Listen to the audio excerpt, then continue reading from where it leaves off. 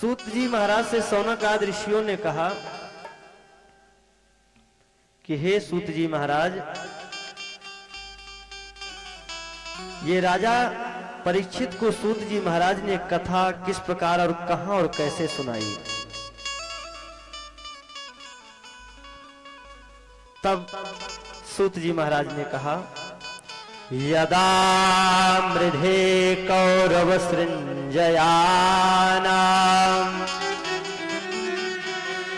वीरे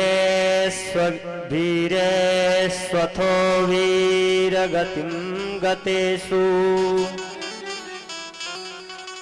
वृकोदराविद्धगदाभिवर्षः भगनो रुदंडे धृतराष्ट्रपुत्रे।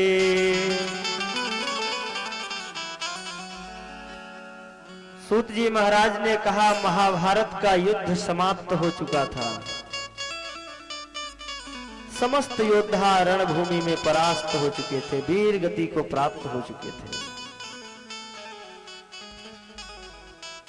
दुर्योधन कि समस्त दोनों जंघाओं को तोड़कर घायल करके एकदम परास्त करके केवल उसकी सांस ही चल रही थी, उसको छोड़ करके भीम इत्यादि चले गए थे। रणभूमि में पड़ा हुआ था। अश्वत्थामा आया, बोला, मित्र, आज तक मैंने तुम्हारे लिए कुछ किया नहीं, अंतिम समय तुम्हारा चल रहा है। अगर कुछ मेरे लिए, मैं कुछ तुम्हारे लिए कर सकूं तो तुम अवश्य मुझे बताओ। दुर्योधन ने कहा कि अश्वत्थामा, मेरी तो मात्र एक ही इच्छा है कि हम 100 भाई थे और पांडव 5 भाई थे, परंतु हम 100 में से एक भी नहीं बचा और पांडव 5 के 5 रह गए। अगर तुम मेरे मित्र हो और मेरे लिए कुछ करना ही चाहते हो तो अगर मेरी प्रसन्नता के लिए तुम पांडवों में से एक भी को अगर मार दोगे और उनका शीश ला करके मेरे सामने रख दोगे तो तुमने मेरे मित्रता का संबंध निभा दिया। अश्वत्थामा ने कहा कि तुमने मुझे इस योग्य समझा ही नहीं। तुम एक की बात करते हो, मैं 5 को मार करके लाऊंगा।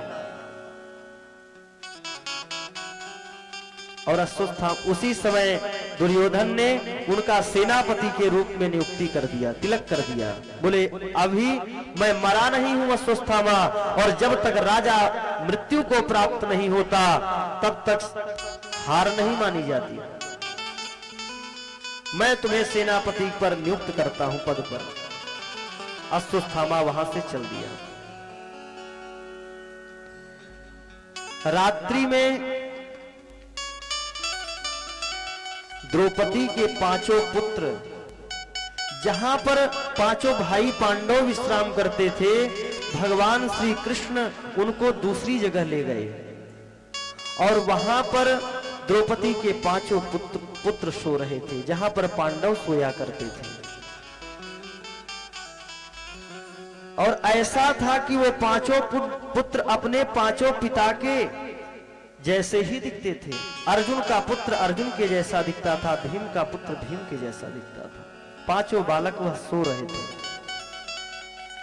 रात्रि में आक्रमण कर दिया अश्वत्थामा ने और आक्रमण करके उन सोते हुए निहत्थे बालकों पर बाणों से प्रहार कर दिया और उनके शीश काट करके ले आया, दुर्योधन के सामने रख दिया। बोलो, लो मित्र, बोला, लो मित्र, ये पांडवों के शीश लेकर के आया हूं। दुर्योधन बहुत प्रसन्न हुआ।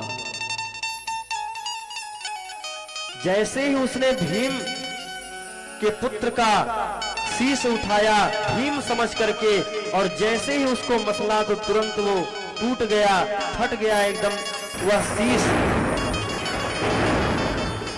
दुर्योधन समझ गया कि भीम का शीश हो ही नहीं सकता। तुरंत उसने कहा ये पांडव नहीं है, ये पांडवों के 5 पुत्र हैं। अरे अश्वत्थामा, तुमने ये क्या किया? मेरी दुश्मनी पांडवों से थी, पांडव पुत्रों से नहीं थी। कम से कम हम लोगों के जाने के बाद में हमारे आगे आने वाले श्राद्ध तर्पण और हमें जल देने वाले तो रहते, परंतु आज अश्वत्थामा तुमने हमारे कुल में जल देने वाले भी समाप्त कर दिया। अब हमारे कुल को जल देने वाले भी नहीं बचे। दुर्योधन को एक श्राप था कि तुरंत ही प्रसन्न और दुख एक साथ जब प्राप्त होगा तभी उसको मृत्यु आएगी। तो जैसे ही शीश लेकर के आए तो प्रसन्नता हुई, और जब वो समझ गया कि पांडव नहीं थे तो दुख हुआ। इसी में वो गोविंदाय नमो नमः, उसकी मृत्यु हो गई। इधर महाराज सुबह में प्रातःकालीन बेला में माता द्रौपदी ने अपने पुत्रों को जगाने के लिए जैसे ही गई तो देख करके व्याकुल हो गई। धड़ पड़ा हुआ था, वहां शीश नहीं था। विलाप करने लगी। अर्जुन को पता चला। अर्जुन जाकर के अश्वत्थामा को बंदी बना लिया। अश्वत्थामा को बंदी बना लिया अर्जुन ने, और घसीटते हुए लेकर के चलने लगे। भगवान श्री कृष्ण ने वही कहा, अर्जुन यह बाल हत्यारा है, इसको मार डालो। अर्जुन ने कहा नहीं, इसको द्रौपदी के सामने ही मारूंगा, इसको द्रौपदी के सामने मारूंगा। युधिष्ठिर जी राजा हैं, उनके सामने मारूंगा। जैसे ही बंधे हुए अश्वत्थामा को घसीटते हुए दरबार में लेकर के पहुंचे, और द्रौपदी ने जैसे ही देखा, उस समय के क्षत्रिय धर्म में कितना, क्षत्रियों के अंदर कितना धर्म था, इस बात को सोच करके आज चिंता का विषय है। जिसके 5 पुत्र समाप्त हो चुके हो, जिसके 5 पुत्रों को जिसने मार डाला हो, लेकिन द्रौपदी ने जैसे ही देखा कि अश्वत्थामा को घसीट करके ले आ रहे हैं, द्रौपदी चिल्लाकर बोलने लगी, मुच्यता मुच्यता में सा ब्राह्मणो नितराम गुरु। क्या धर्म की परिभाषा रही होगी। द्रौपदी, माता द्रौपदी ने कहा, हे अर्जुन, इनको छोड़ दीजिए, गुरु पुत्र हैं, छोड़िए छोड़िए, ब्राह्मण देवता हैं, ये आपके गुरु के पुत्र हैं। ब्राह्मण सदा सर्वदा पूजनीय होता है, उसको मारना नहीं चाहिए।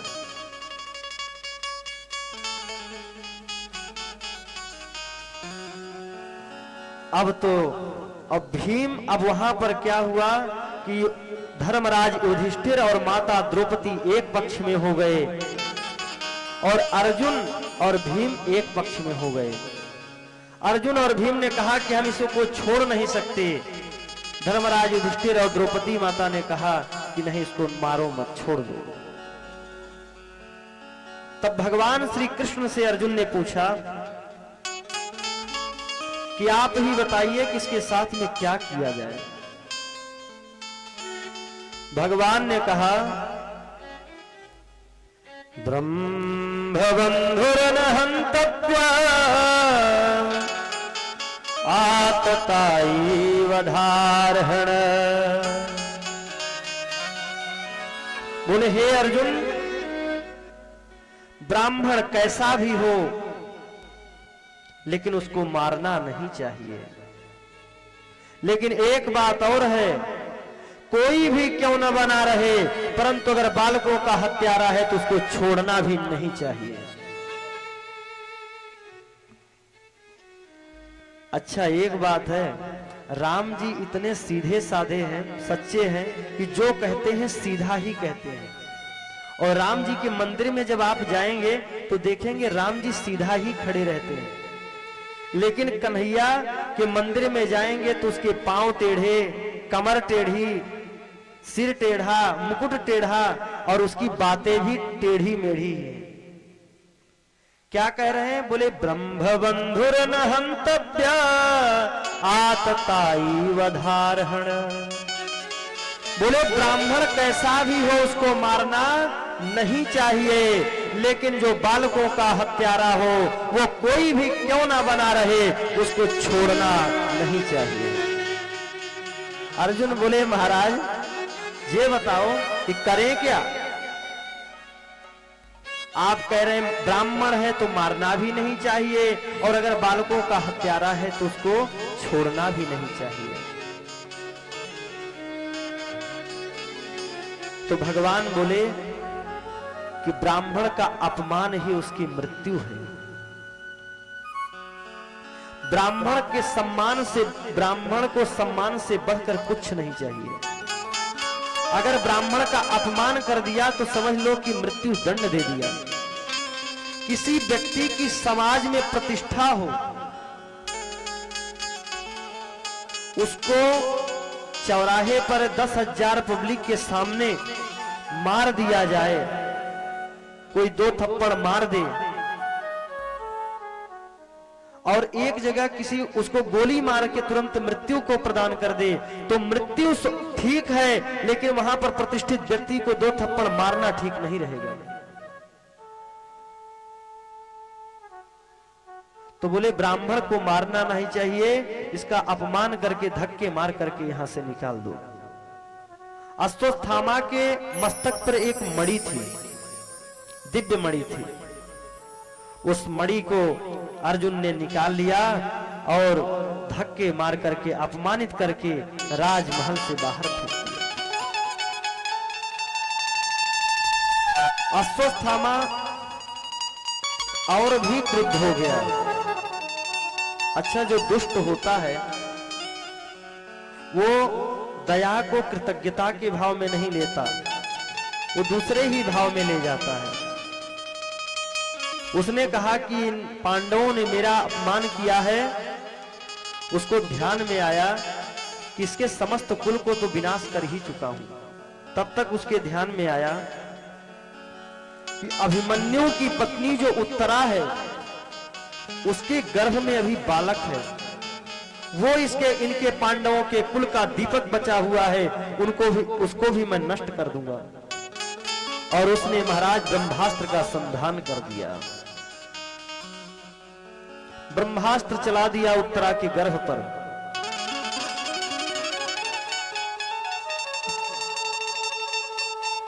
भगवान सबसे मिलजुल करके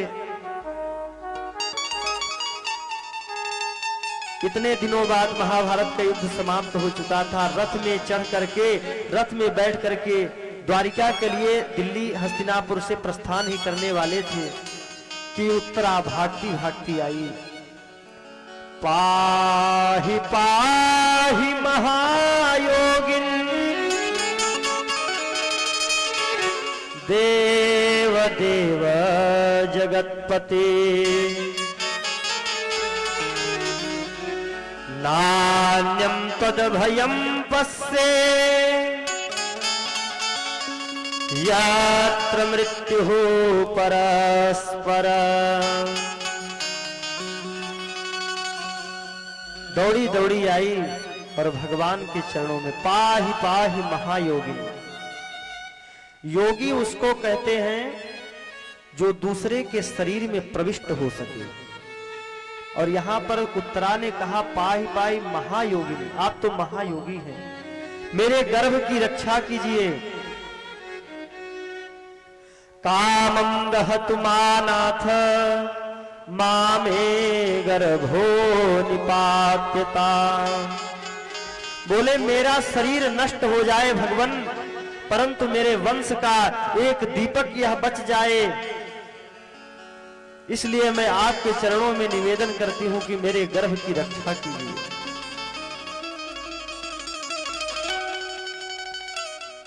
भगवान जो स्वतः अवतार लेते हैं तब भी कभी किसी के गर्भ में नहीं जाते। भगवान प्रकट होते हैं, परंतु आज उत्तरा भक्त के लिए भगवान गर्भ में प्रविष्ट हो गए। बोलिए भक्तवत्सल भगवान की जय हो। अंगुष्ठ मात्र रूप धर करके भगवान उत्तरा के गर्भ में प्रविष्ट हो गए और वहां पर उस बालक की रक्षा किया।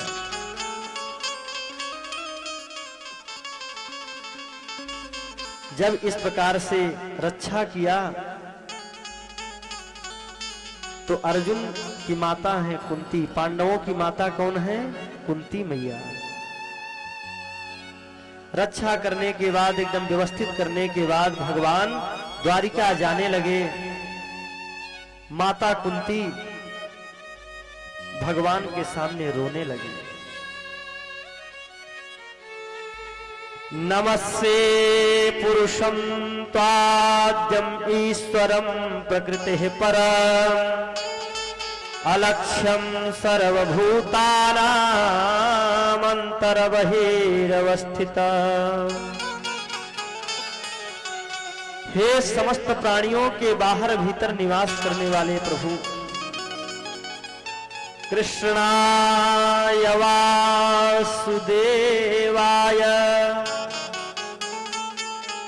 देवकी नंदनाय च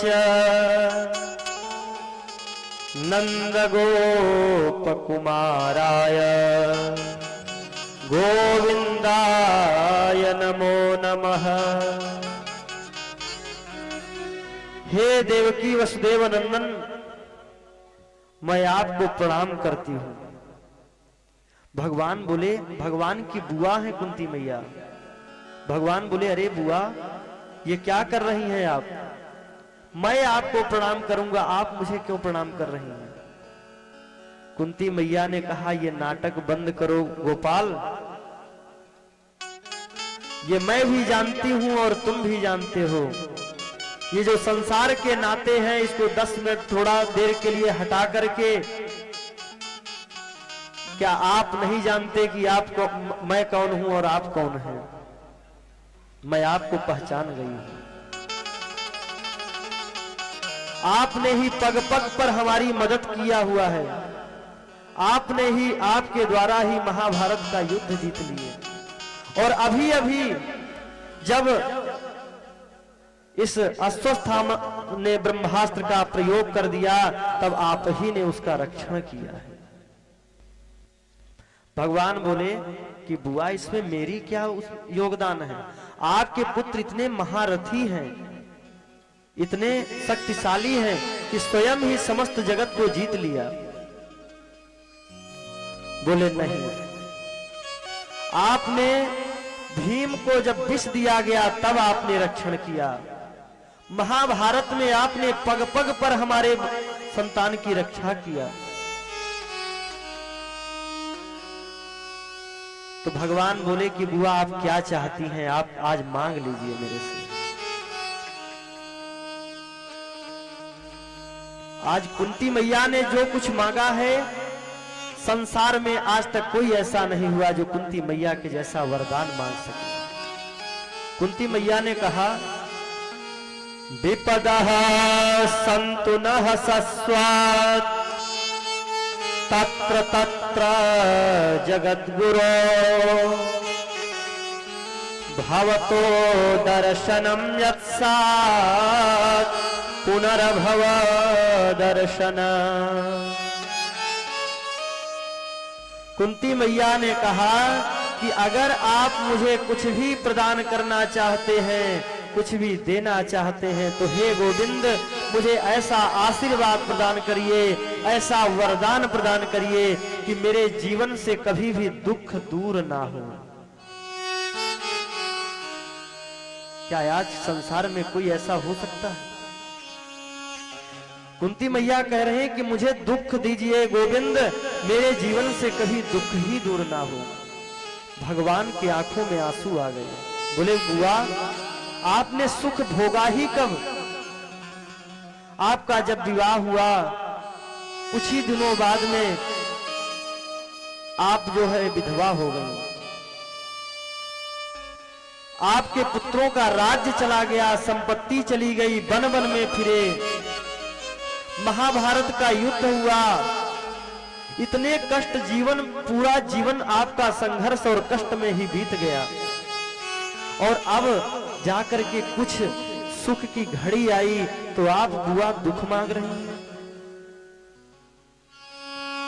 कुंती बुआ ने कहा, सुख के माथे सिल पड़े, हरि हृदय से जाए, बलिहारी वा दुख की, जो पल पल नाम रटाए, बलिहारी वा दुख की, जो पल पल नाम रटाए। माता कुंती ने कहा कि ऐसे सुख को मैं नहीं चाहती। जब जब मेरे ऊपर संकट आया, जब वनवास प्राप्त हुआ, तब आप गोविंद वहां पर प्रकट रहते थे, आप साथ साथ रहते थे। और आज जब युधिष्ठिर सम्राट बन गए, राजा बन गए, तब आप हमें छोड़ करके जा रहे हैं। गोविंद ने कहा द्वारिकाधीश ने कि बुआ अब द्वारिका जाने का कार्यक्रम कैंसिल, चलिए। और बुआ के हाथों को पकड़ करके भगवान राजमहल में प्रविष्ट हो गए हस्तिनापुर में। बोलिए भक्तवत्सल भगवान की जय हो। भगवान तो देखिए भक्तों के अधीन है। अहम भक्त पराधीनो, भगवान कहते हैं मैं अगर किसी के अधीन हूं तो भक्तों के अधीन हूं। इसीलिए भगवान के चरणों में केवल मन लगाइए बस। दुनिया क्या कह रही है क्या नहीं कह रही है, इसके चक्कर में हमें पड़ना ही नहीं है। ठाकुर जी अगर अपने हो गए, गोविंद अपना हो गया, तो कोई अपना हो ना हो किसी चिंता की बात नहीं। परंतु अगर भगवान के नहीं हो पाए, ठाकुर जी के नहीं हो पाए, गोविंद ने हमें नहीं अपनाया, तो संसार की भीड़ एकदम व्यर्थ है। अरे मोहन से दिल क्यों लगाया है, ये मैं जानूं या वो जाने। मोहन से दिल क्यों लगाया है, ये मैं जानूं या वो जाने। मोहन से दिल क्यों लगाया है,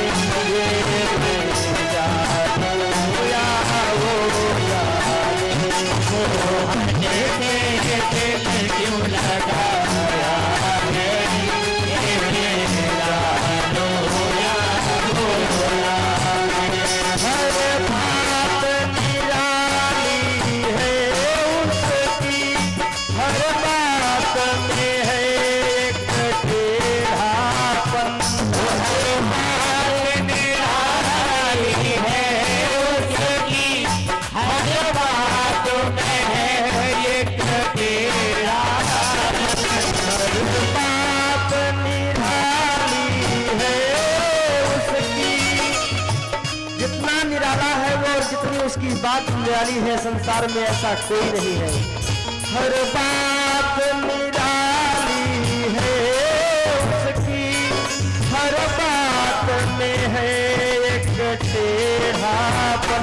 हर बात निराली है उसकी, हर बात में है एक टेढ़ापन। टेढ़े पर दिल क्यों ये मैं जानूं या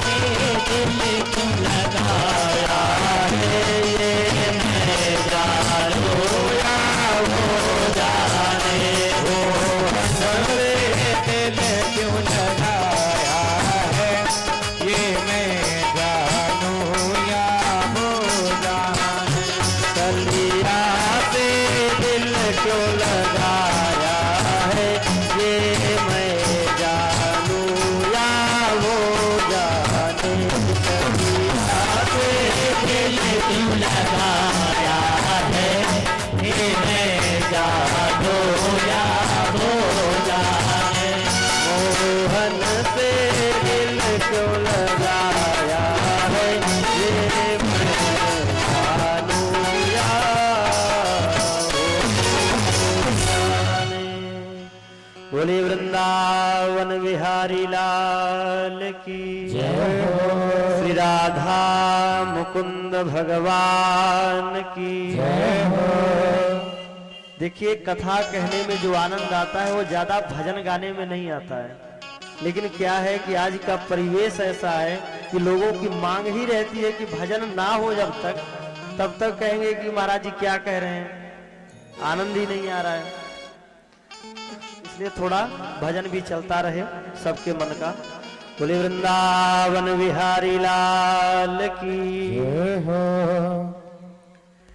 भगवान प्रेम से रहने लगे। एक दिन देखा कि धर्मराज युधिष्ठिर चिंतित होकर के बैठे हुए हैं। भगवान ने कहा, आप सम्राट हैं, आप किस चिंता में हैं? तो जब चिंता का कारण नहीं बताया तो भगवान बोले कि भैया, क्योंकि धर्मराज युधिष्ठिर जो है भगवान को छोटे भाई मानते थे, और जब तक छोटे मानते रहेंगे तब तक उनसे कुछ भी ज्ञान लेना उचित नहीं मानते वो। क्योंकि तब तक जब आदमी अपने से छोटा किसी को मानता है तो उसकी ज्ञान को ग्रहण नहीं करता। उसके ज्ञान को जब हम ज्ञान किसी से तभी ग्रहण कर सकते हैं जब अपने से उसको बड़ा मानेंगे। तो युधिष्ठिर जी का थोड़ा भाव अलग रहता। भगवान सभी को लेकर के जहां भीष्म पितामह कुरुक्षेत्र में पड़े हुए थे वहां लेकर के गए। जैसे ही भीष्म पितामह बाणों की सैया पर लेटे हुए थे, भगवान को देखा, प्रसन्न हो गए। एषः साक्षात् ईश्वरः आद्यः पुरुषः नारायणः।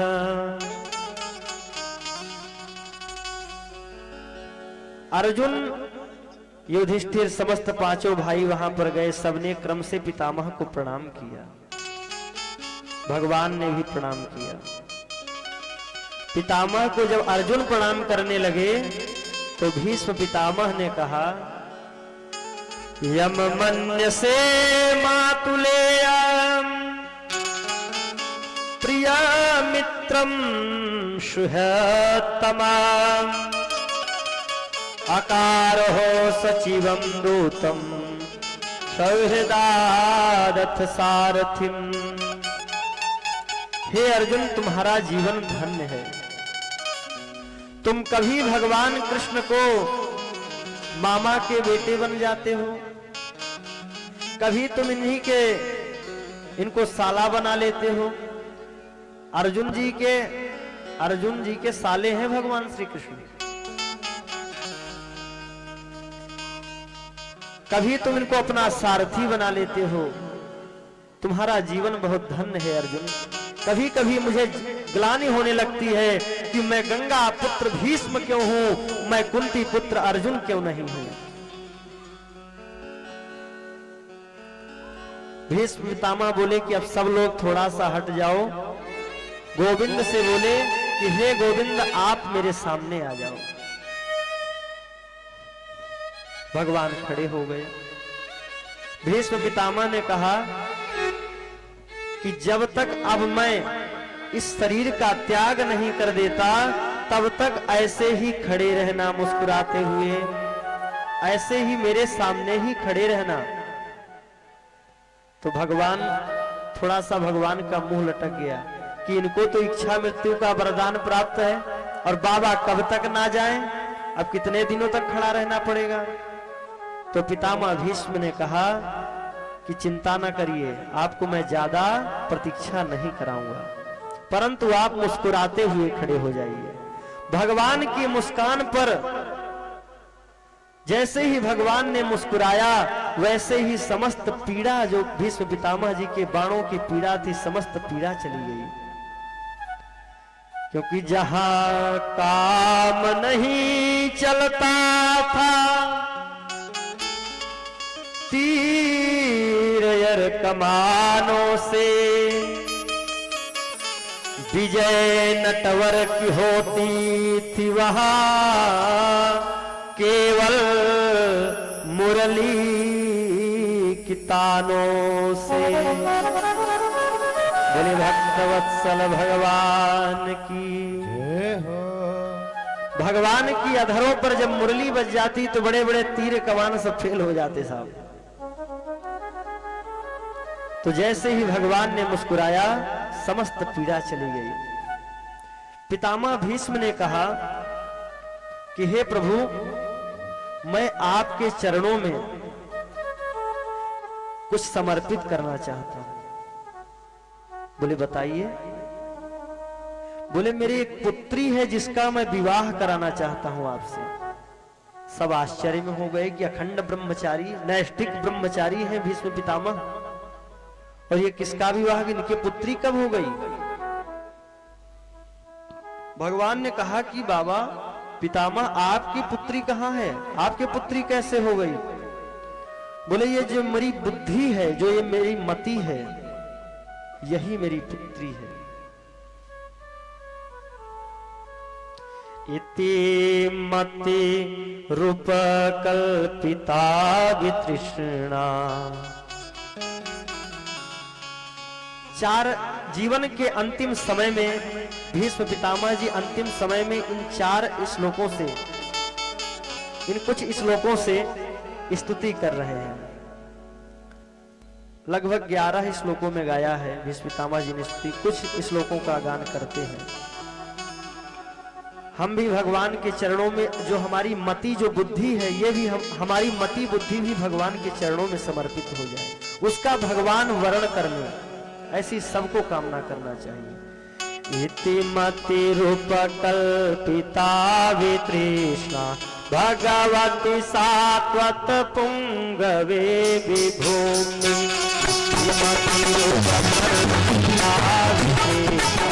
भगवती सात्वत पुंगवे विभूमि।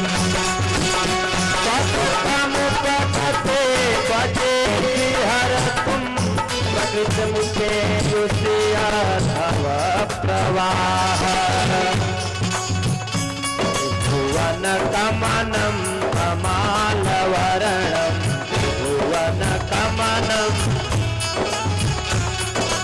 रघुतर गौरवराम्बरं दधाने, रघुतर गौरवराम्बरं दधाने।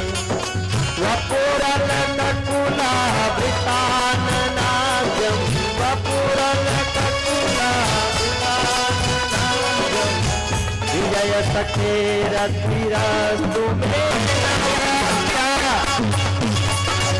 सखे मजो साम्यमास्ते। बलयोर्बलयो रथा निवेशः, भवति परसनिकायुर्धना, भगवति पार्थ सखे रथिर्ममास्तु, भगवति पार्थ सखे रथिर्ममास्तु। जब समस्त पूजन हो जाता है तो हम लोग क्या अर्पण करते हैं, पुष्पांजलि अर्पण करते हैं।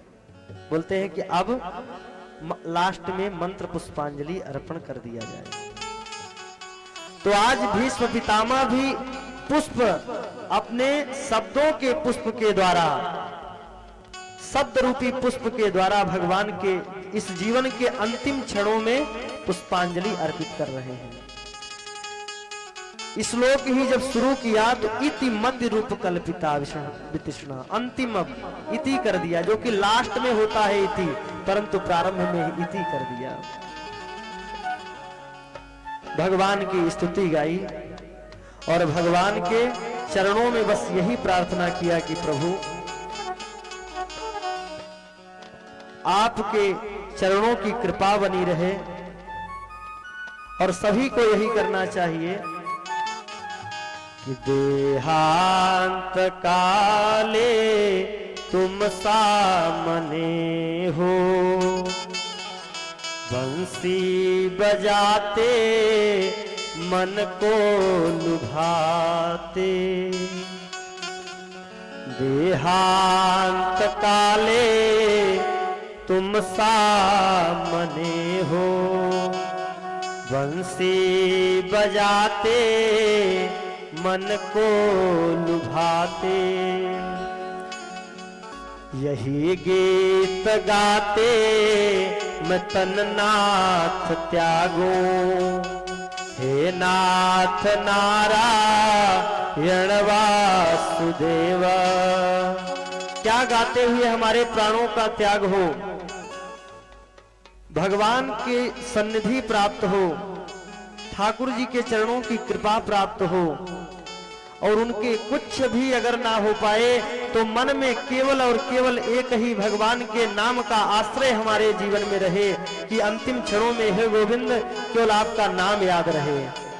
श्री कृष्ण गोविंद हरे मुरारे, हे नाथ नारायण वासुदेव। श्री कृष्ण गोविंद हरे मुरारी, हे नाथ नारायण वासुदेव। हरे मुरारी, हे नाथ नारायण वासुदेव।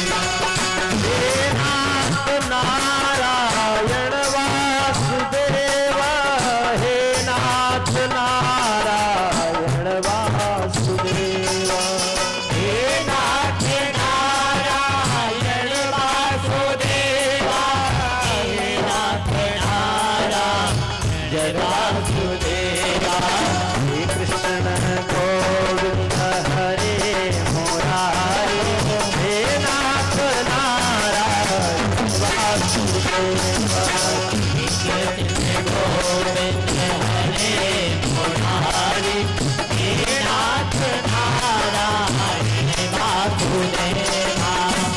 कृष्ण गोविंद हरे मुरारे, हे नाथ नारायण वासुदेव। कृष्ण गोविंद हरे मुरारी, हे नाथ नारायण वासुदेव।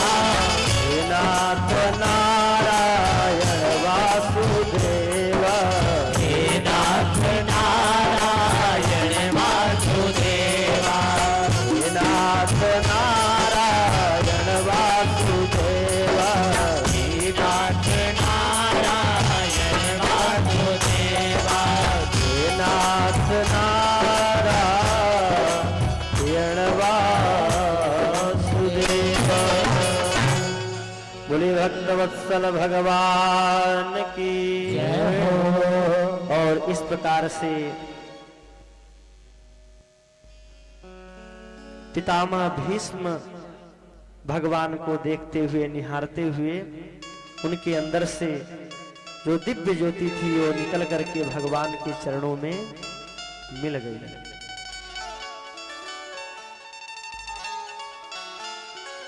उसके बाद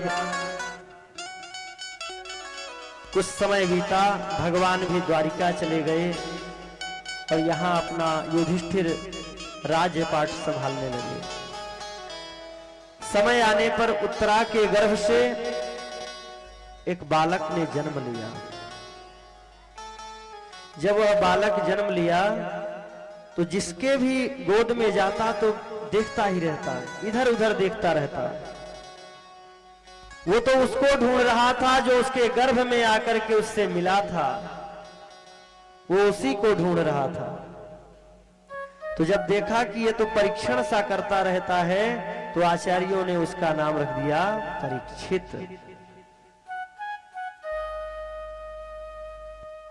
एक बार भगवान के साथ में अर्जुन चले गए द्वारिका।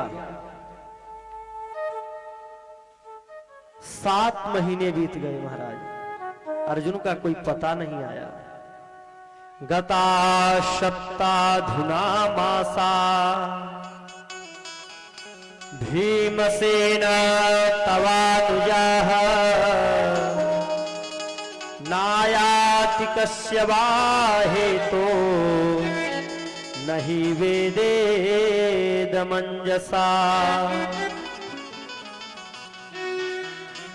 युधिष्ठिर ने कहा, हे भीम, तुम्हारे अनुज अर्जुन का 7 महीने हो गया, कोई पता नहीं आया, कुशल है कैसा है, कोई पत्र ही भेज देता। ऐसा बैठकर विचार कर ही रहे थे कि अर्जुन आते हुए दिखाई दिए। अर्जुन को देखा तो चेहरा एकदम मलिन हो चुका था,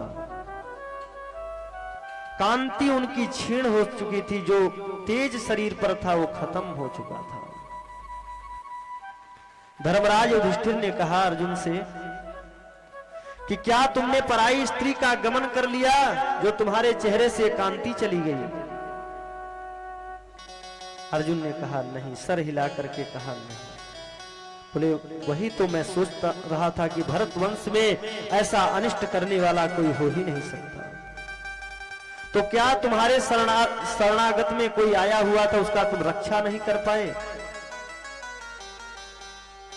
या द्वारिकाधीश हमारे कुशल हैं या नहीं हैं? गौ ब्राह्मण का किस तुमने अपमान कर दिया? सब में सर हिलाते रहे, कुछ बोले ही नहीं। लेकिन जैसे ही कहा कि द्वारिकाधीश कैसे हैं, उनके कंधे से धनुष बाण छूट गया, गांडीव छूट गया और भ्राता युधिष्ठिर के चरणों को पकड़ के रोने लगे। वंचितो हम महाराज हरिणा बंधरूपिणा येन मे पहतं तेजो देव विस्मापनं महा। अर्जुन कहने लगे, भ्राता श्री भैया, आज हम अनाथ हो गए। हमारे प्राणनाथ जो सदा सर्वदा युद्ध के भूमि से लेकर के हर जगह रहा करते थे, आज उन्होंने इस पृथ्वी का त्याग करके स्वधाम गमन कर दिया। बोले जिनके बल पर, जिस भगवान श्री कृष्ण के बल पर गंगा पुत्र भीष्म, आचार्य द्रोण और कृपाचार्य खड़े थे, उनको भी रणभूमि में हमने धूल चटा दिया। परंतु आज मुझे पता चला कि आज तो जब वही भगवान कृष्ण हमें छोड़कर चले गए तो मैं भीलों से हार गया। वही गांडीव, वही धनुष, वही अर्जुन, परंतु आज मैं भीलों से हार गया। कुंती मैया ने जैसे ही सुना, तुरंत ही प्राणों का त्याग कर दिया। बोले जब गोविंद स्वधाम चले गए तो अब इस धराधाम में मैं कैसे रह सकती हूं?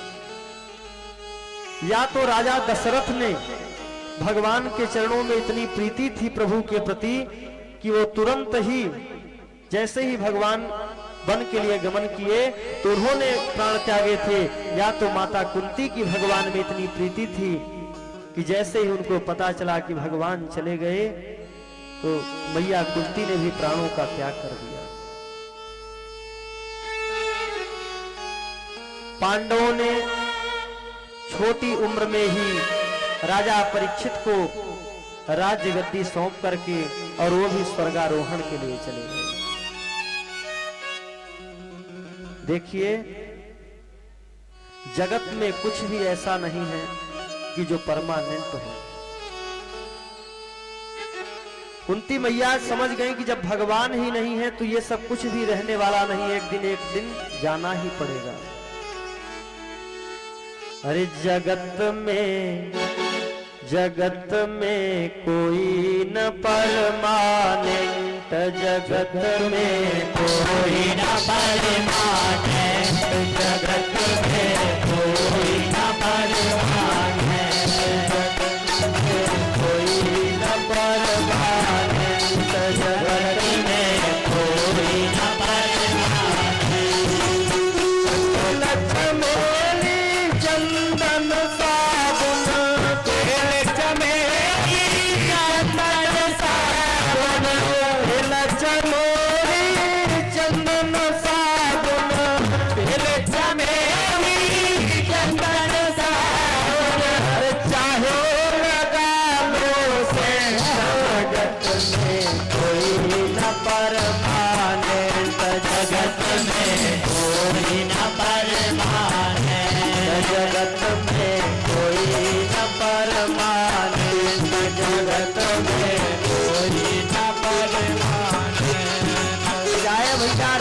राष्ट्रपति हो, प्रधानमंत्री हो, वो भी कुर्सी बदलती रहती है, परमानेंट रहने वाली नहीं है। अरे राष्ट्रपति हो या कर्नल जनरल, राष्ट्रपति हो या कर्नल जनरल, राष्ट्रपति हो या कर्नल जनरल, राष्ट्रपति हो या कर्नल जनरल, या हो लोग की नेता जगत में कोई न परमानेंट, जगत में कोई न परमानेंट, जगत में कोई न परमानेंट, जगत में काल सभी को खा जाएगा, काल सभी को आ जाएगा, काल सभी को खा जाएगा, वो काल सभी को खा जाएगा। अरे लेडी हो या जेल, जगत में कोई न परमानेंट,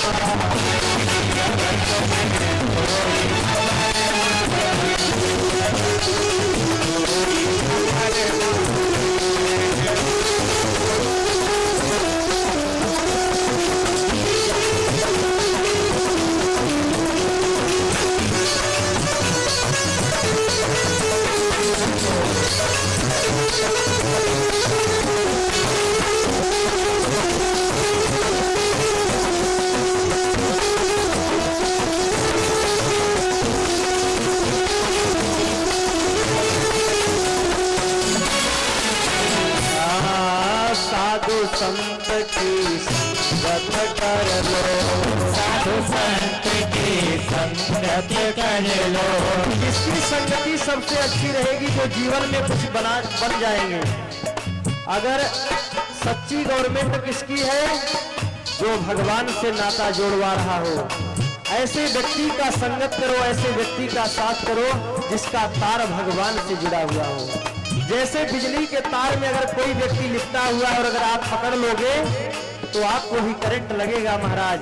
वैसे ही जो साधु संत जो भगवान के चरणों में नित्य प्रति रात दिन लगे रहते हैं, अगर उनके चरणों का अनुगमन करोगे, उनका पूजन करोगे तो कुछ न कुछ तो करंट अपने आप को भी लगेगा।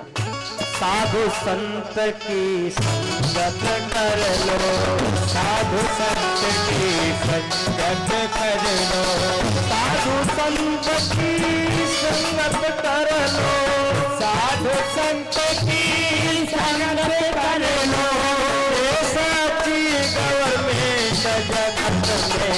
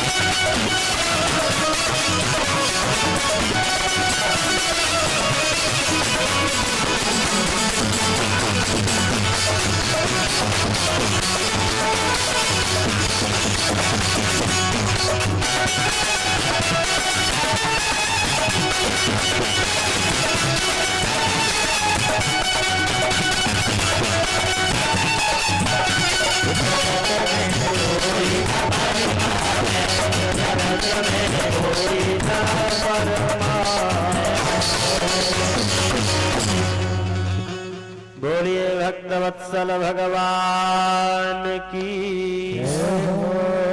द्वारिकाधीश भगवान की।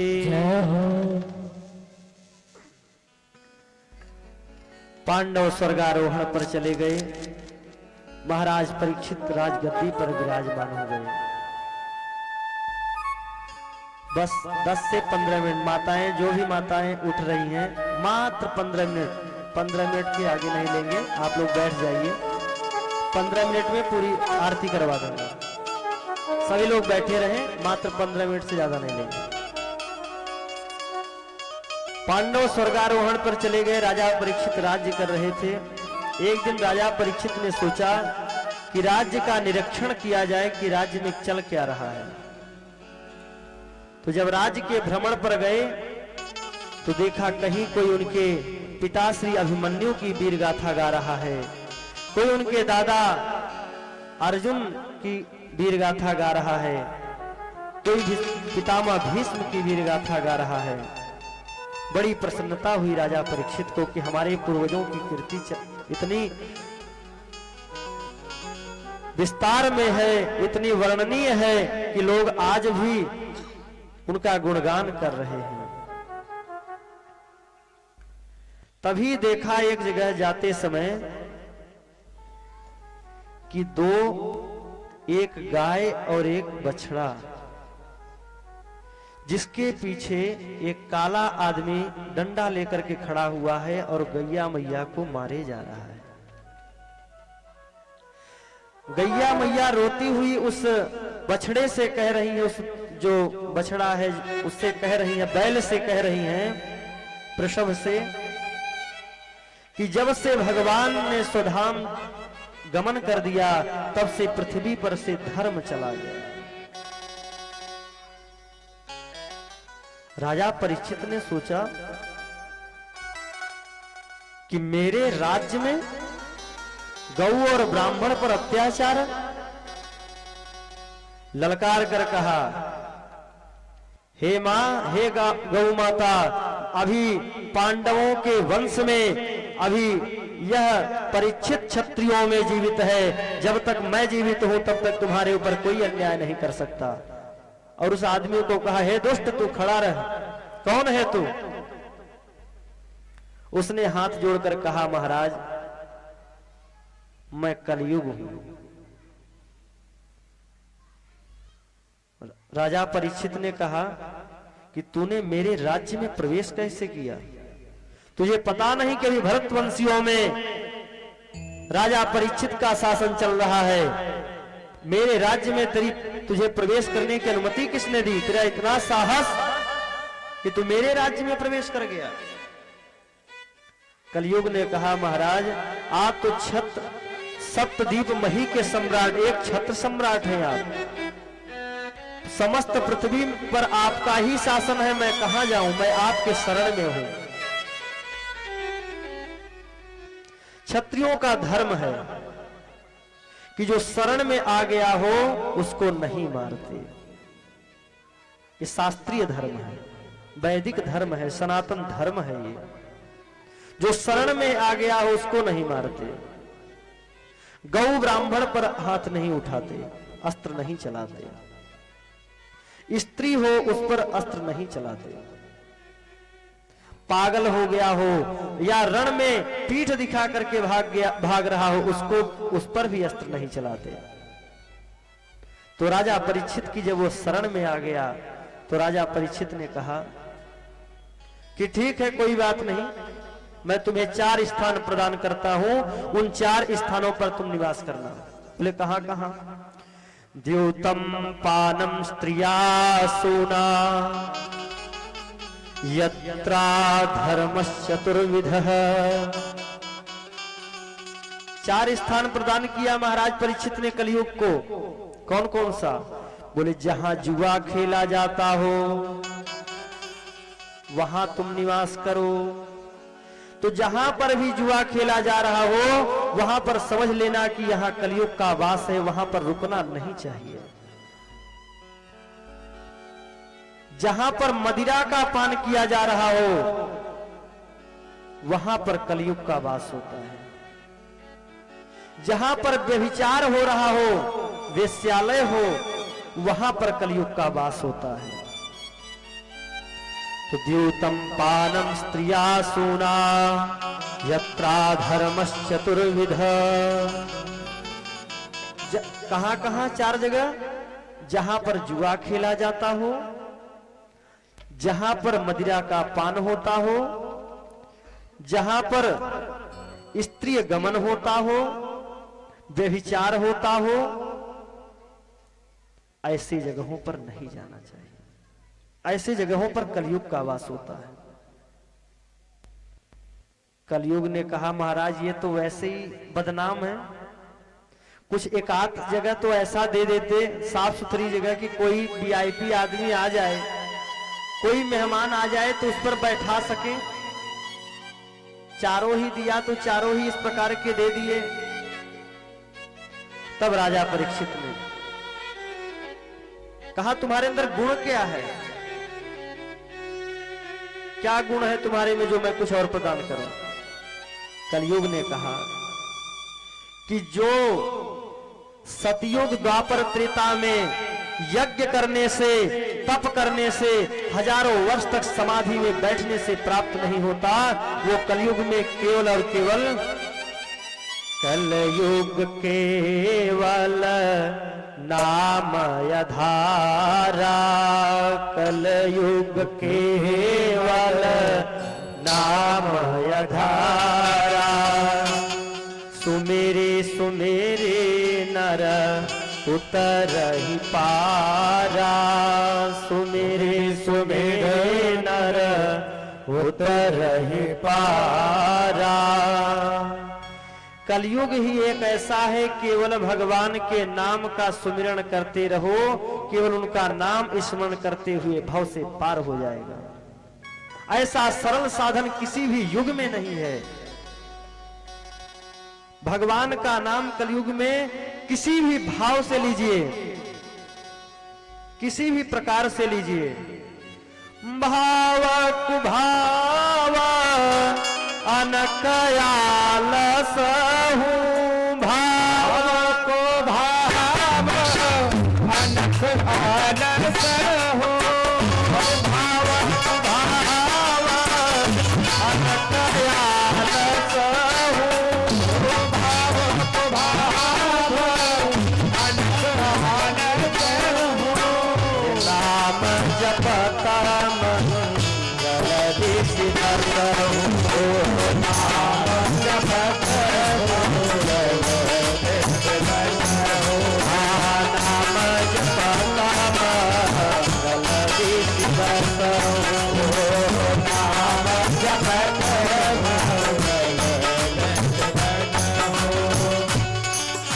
तो कलयुग में ही केवल ये छूट मिली हुई है, केवल भगवान के नाम का स्मरण करते रहो, केवल भगवान का नाम लेने मात्र से आपका कल्याण हो जाएगा। बोले ये गुण है मेरे में महाराज। राजा परीक्षित रीझ गए कि जो हजारों वर्षों तक तपस्या करने से नहीं प्राप्त होता था, इतना सरल साधन कलयुग में है। प्रसन्न होकर के कलयुग ने पुनः जब याचना की तो राजा परीक्षित ने उनको स्वर्ण में आसन दे दिया, स्वर्ण में स्थान दे दिया, सोने में स्थान कलयुग का दे दिया, कलयुग को दे दिया। अब आप कहेंगे कि सोने में कलयुग का वास होता है? नहीं नहीं, इसी भागवत जी में कहे हैं, गीता जी में भी आया है, भगवान ने कहा है कि स्वर्ण में, रत्नों में स्वर्णमय हूं। कैसे सोने में कलयुग का वास है? जो अधर्म से कमाया गया हो, अधर्म से कमाए गए धन के द्वारा जो स्वर्ण लाया गया हो, किसी का स्वर्ण लूट लिया गया हो, ऐसे स्वर्ण में कलयुग का वास है। और उस समय जो राजा परीक्षित के मुकुट था, जो जिस मुकुट को राजा परीक्षित ने धारण किया हुआ था, वो जरासंध का मुकुट था और सोने का था। जरासंध को मार करके भीम ने उस मुकुट को ले आए थे और उसी मुकुट को उस दिन राजा परीक्षित ने धारण किया हुआ था। जैसे ही राजा परीक्षित ने स्वर्ण में स्थान दिया, तुरंत ही कलयुग ने उनके मुकुट पर वास कर लिया। अब महाराज आगे बढ़े राजा परीक्षित, तो जंगल में उनको प्यास लग गई। प्यास लगी तो समीक ऋषि का एक आश्रम दिखा और वो समीक ऋषि ध्यान अवस्था में बैठे हुए थे। जिन ऋषियों का पूजन किया करते थे, जिनके प्रति कभी विचार में भी नहीं आ सकता गलत भाव का, उनके प्रति भी आज कलयुग सर पर बैठ गया तो राजा परीक्षित को लगने लगा कि ये ढोंग कर रहा है, ये ध्यान में बैठे हुए पाखंड कर रहा है। तो एक मरा हुआ सर्प पड़ा था, उस सर्प को उठाया और समीक ऋषि के गले में लपेट दिया। उनका 7 वर्ष का बालक कौशिकी नदी में संध्या कर रहा था, गायत्री का, ब्रह्म गायत्री का जप कर रहा था। ऋषि कुमार गए और बोले, तुम्हारे पिता के गले में एक कोई राजा आया हुआ है, उसने मरे हुए सर्प को लपेट दिया। क्रोध में आ गया वह बालक, कौशिकी नदी का जल लिया, बोला, इति लंघित मर्यादम तप्त तक्षकः शतमेहनि, इति लंघित मर्यादम तक्षकः शतमेहनि, दक्ष्यति स्म कुलांगारम नोदितो में तदद्रुह। उस बालक ने कौशिकी नदी का जल लेकर के श्राप दे दिया। इसने मर्यादा का उल्लंघन कर दिया, ऋषियों की मर्यादा का उल्लंघन कर दिया। राज परिवार सदा सर्वदा ऋषियों ब्राह्मणों का आदर करता रहा है और उस धर्म को भूल गया यह राजा। जिस सर्प को लपेटा है, मैं श्राप देता हूं, आज के 7वें दिन तक्षक नाग के काटने से इसकी मृत्यु हो जाएगी। और वह रोने लगा। समीक ऋषि को जैसे ही पता चला, उन्होंने समझाया, बोला, पुत्र तुमने ये क्या कर दिया। इस कलयुग में एक ही ऐसा राजा था जो धर्म को मानने वाला था। राजा परीक्षित ही ऐसे थे जो संपूर्ण धर्मों का पालन किया करते थे। अब तो जितने भी राजा होंगे धर्म निरपेक्ष होंगे, धर्म का कोई पालन करने वाला नहीं होगा, धर्म को मानने वाला नहीं होगा। तुरंत समीक ऋषि ने अपने शिष्यों को भेज करके राजा परीक्षित को अवगत कराया कि राजन, आपको श्राप मिल चुका है, 7वें दिन आपकी मृत्यु है। राजा परीक्षित ने जब उस मुकुट को उतार करके अपने राजमहल में रखा, तभी वो ग्लानि में व्यथित हो गए थे कि ये आज मैंने क्या कर दिया। जिन संतों की हमारे पूर्वजों ने, हमारे समस्त पुरखों ने पूजन किया है, आज उन्हीं ऋषियों का मैंने अपमान कर दिया। ग्लानि में ही थे कि वहां पर ऋषियों के शिष्य आकर के, समीक ऋषि के शिष्य आकर के उनसे कहा कि हे राजन, 7 दिन के बाद में आपकी मृत्यु होने वाली है। देखिए, 7 दिन में ही मृत्यु सबकी है, हमारी भी है, आपकी भी है, और सभी की 7 दिन में ही मृत्यु है। 7 दिन से 8वां दिन आज तक किसी के लिए बना नहीं है। ये राजा परीक्षित कोई और नहीं है, हम सब आप लोग सभी लोग हैं। राजा परीक्षित जैसे ही पता चला, समस्त चीजों से विरक्ति लेकर के और अपने पुत्र जनमेजय को राजगद्दी पर बैठा करके सीधा गंगा के किनारे की ओर प्रस्थान किए। जैसे ही पता चला कि महाराज परीक्षित को श्राप मिल गया है, 7 दिन के अंदर में उनकी मृत्यु होने वाली है, तो जितने भी उस समय के सप्तऋषि, जितने भी ऋषि मुनि थे, सब भागे भागे गंगा जी के किनारे चले। कौन कौन ऋषि आए वहां पर? बोले, अत्रेर वसिष्ठ शवनः सरद्वा अरिष्टनेमिर्भृगुरंगिराश्च